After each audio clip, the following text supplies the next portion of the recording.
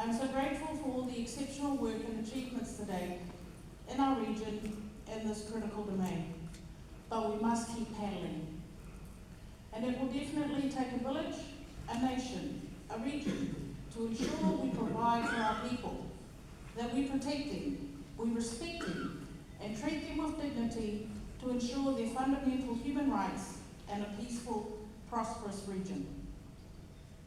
Over the years, our awareness has led to increasing investments into a somewhat traditional space of disabilities, physical disabilities, things we can see, with respect to those with hearing and seeing impairments, those needing wheelchair access or private spaces. Here we can collect the data.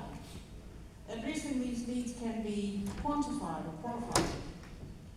But we must work harder to ensure investment in these spaces is normalised, incorporated into everyday planning and practice, so core infrastructure and resources, our most basic necessities, will be available to all who need it, when they need it, not just in schools, but in all public spaces.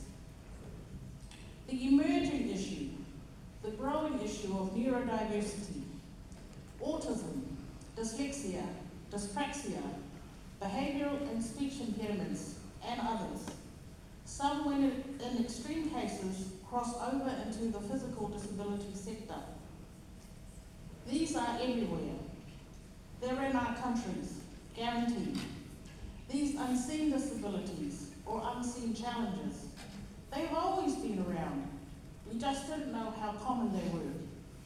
And there are more cases now than ever before. We just didn't know that these challenges had names, that these challenges can be helped in respectful, dignified ways, that in growing awareness and providing fundamental tools for all our teachers, we can support happy and healthy student, parent, and teacher relationships that leaves no one behind.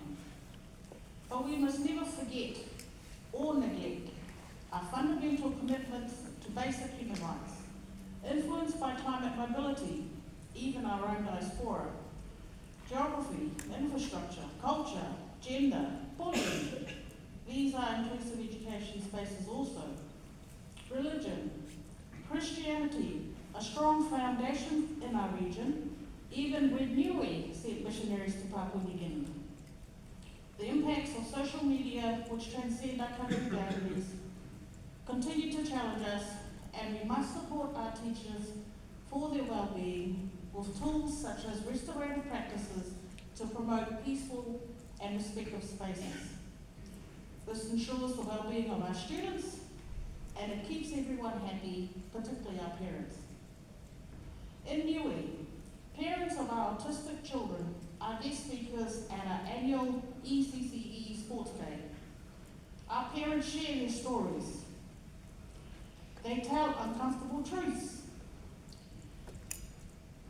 We raise awareness of the challenges our children face, our families face every day, so others may realise that they're not alone, and together we will find solutions. But we have support from health professionals from New Zealand, and these families are parents that cannot be forced. They have to accept their children for who they are and come forward in their own time. And if they refuse, when they refuse, we cannot collect data. We can't help them. We cannot invest in our teachers. We cannot help our children. We must work harder to raise awareness, to share our truth, to normalise and support each other with empathy and compassion.